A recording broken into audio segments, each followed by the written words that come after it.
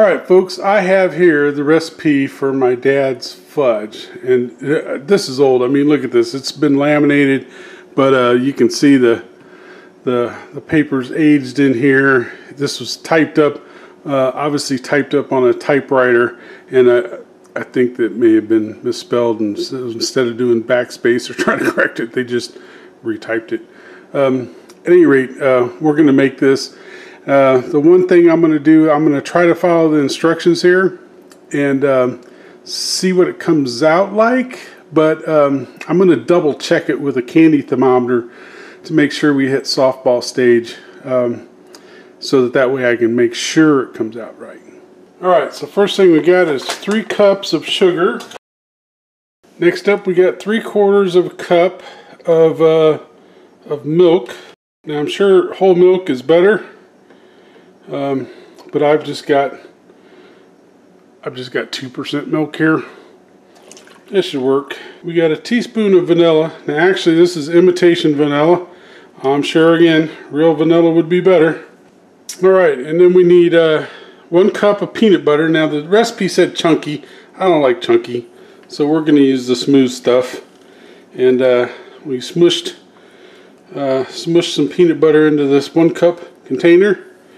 So we should have a good cup there. It's always a pain in the butt to kind of fill up one of these measuring cups with peanut butter, but you know, you gotta do what you gotta do. Alright, and then we need half a stick of butter. Alright, so we got half a stick of butter there. Now, the instructions say that after it melts, simmer for 25 minutes. So we're just going to turn up the heat, medium, and start getting all this stuff melted and stirred together.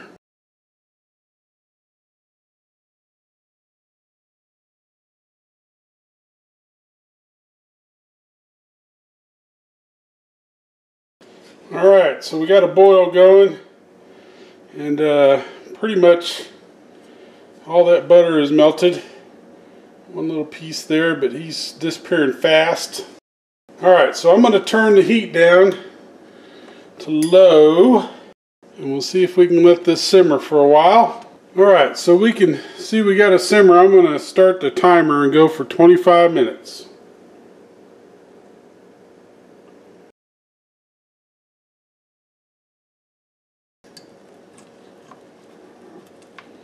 Alright, we got 5 minutes down and 20 minutes to go.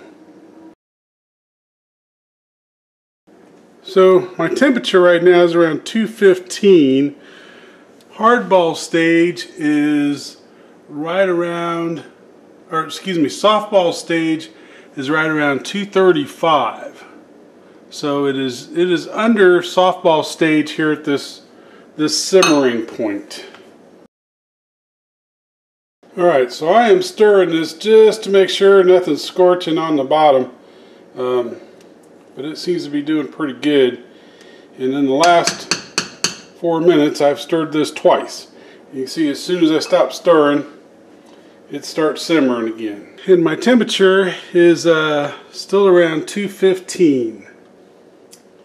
Alright, so I've kind of decided that every 2 minutes I'm just going to check this, give it a quick stir,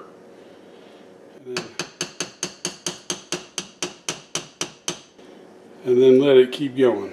Alright, my temperature's gone down to about 210, so, and my boil is slowed down a little bit, so I'm going to increase my burner setting just a hair. Alright, so we got 10 minutes left, so 15 minutes down, 10 minutes to go.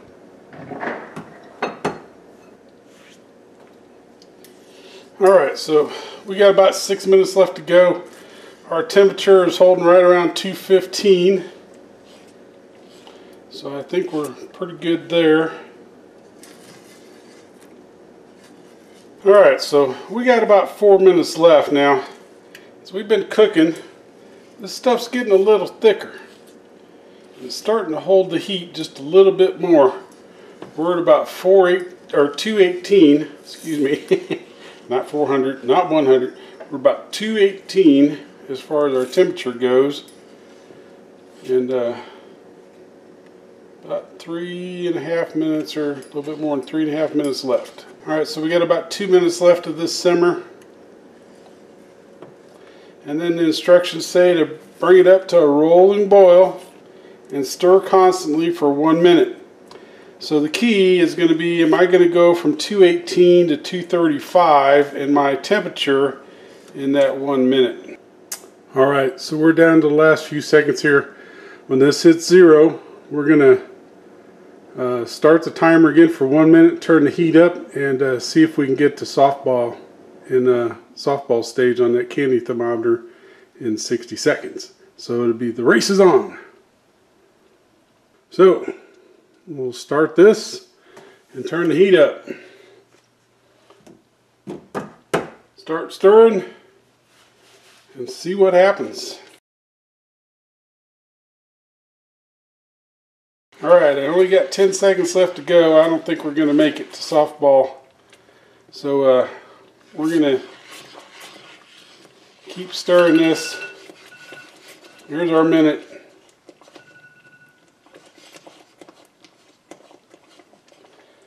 And we did not make it.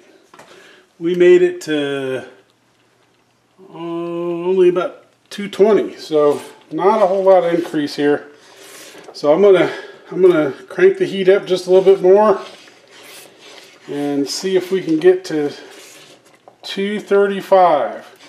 So if you follow these instructions and your fudge doesn't come out just right, doesn't get hard enough for you, set up firm, that could be why. You're going to need a candy thermometer to make sure that you get to softball stage. And we are at 230. No, 220. So it's boiling a little bit more vigorously, but temperature has not hit the magic number yet. I'm tempted to do a batch of this where just mix everything together and turn it up and get to softball stage as quick as it'll go and see what happens. I mean, I'm sure we're trying to get rid of a little bit of that liquid from the milk, but that's not really, it's not necessarily really good if it's already pretty thick. This looks pretty thick. Alright, I am up to 228. So we're getting really close. And it's really thick. It's starting to caramelize. Starting to get the brown stuff here. Just kind of scaring me. Hoping it's not burning. But we are not. That's why I'm thinking maybe just get it to softball stage when it's a little bit more liquidy. Because trying to get the heat in this while it's this thick, I'm afraid. And we are still just a couple degrees off. I don't want to come this far and then only miss it by a couple degrees. So I'm going to keep going one way or the other. Make sure we hit softball.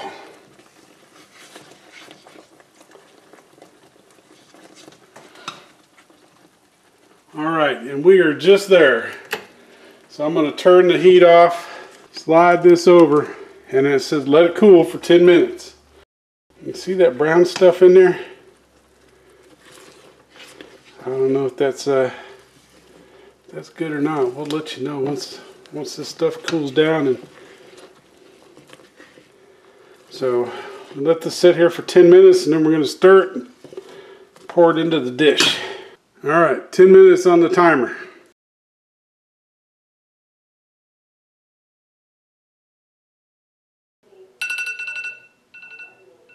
Alright, it is showtime, folks. I am supposed to beat this for 1 minute until it's thick. Well, it's already pretty thick.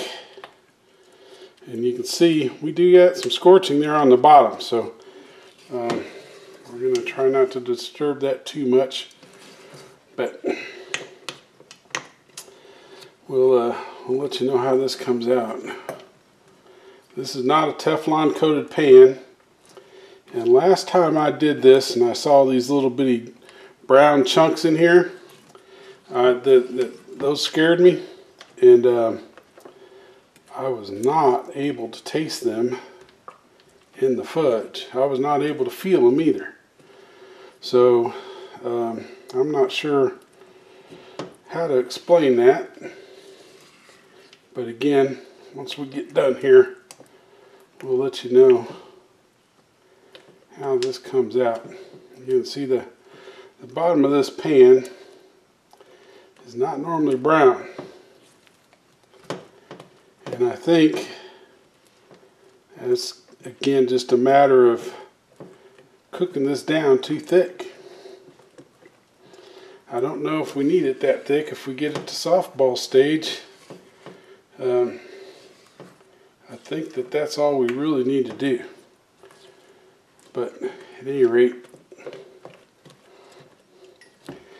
you know, that's getting thick enough to where I think I'm ready to pour it, because once this cools down in the fridge, it's going to be really pretty thick. Now my dad would tell me you need to beat this till it starts getting dull, or maybe that's what the internet says. I can't remember what, but whoops. And our spatula just come undone, which tells me I think it's thick enough. Yeah, see, that's starting to set up, come off clean on that spatula, because it's sticking to itself pretty good. So I'm going to pour this in the platter. Call it done.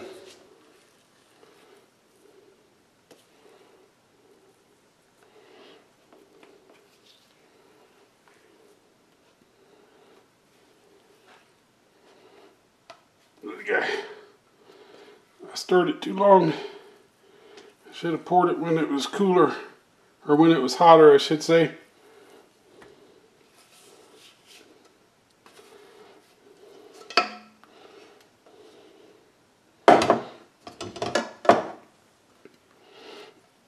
Ugh.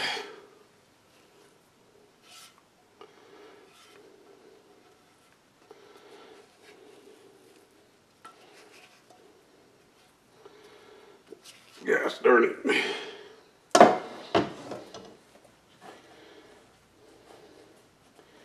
Yeah, see, when I've done this before, I pour this in here and it's liquidy. And of course, it being liquid takes the shape of the pan. I'm having to push this down in order to get this in here. Now remember, as soon as this got to softball stage, I stopped. So I really think this is a function of having it simmer too long. So we'll probably try another batch.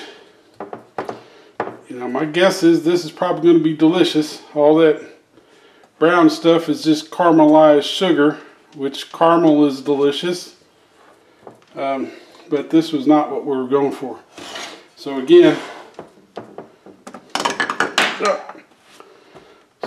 we're gonna, this is still nice and hot.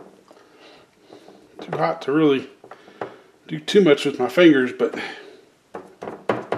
we're gonna put this in the fridge, let it cool, and I'll let you know how to taste. But we're gonna have to try this again. The only redeeming part of this failure is I get to take a spoon and scrape out all that stuff from the pan, and guess where it's going? It's going right in my mouth. Alright folks, I have scraped off all the loose peanut butter fudge here with the spoon. But what I'm interested in is this dark stuff here. Is that going to taste, and this stuff here is delicious. It tastes like caramel and peanut butter. What I'm interested in, is this going to taste burnt, or is this going to taste like caramel? So I'm going to pour this off into a bowl, and then I'm going to scrape off some of that real dark stuff and let you know, was this stuff burning or was it just caramelizing? Because that can make a big difference. If it's just caramelizing, then you know, no harm, no foul, and don't worry about that a whole lot. But let me see what's going on here. Matter of fact, when I scrape it off, it just And it's on there. It's going to take a while for that to soak, that's for sure. But it looks like peanut butter when it scrapes off. And I will tell you, it's just caramel. It's not burnt, doesn't have a burnt taste to it. So if you get that going on the bottom of your pan, be careful with it. But that is just straight up caramel. It's delicious. Alright, so I gotta tell you, this feels like it's hard as a rock. And it cuts like it's frozen. Yeah. That was not our intent. Again, it tastes delicious, but not what we were going for, so we're going to have to keep trying to perfect this recipe. Now, it's got a little bitty crunchy pieces in it, so those dark spots are a little bitty crunchy spots in the fudge. I said, hard as a rock.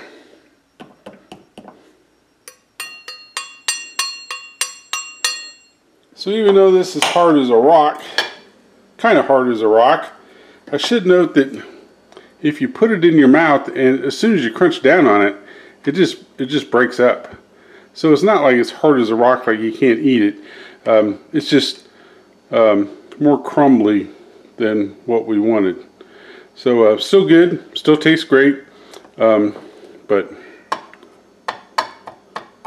yeah.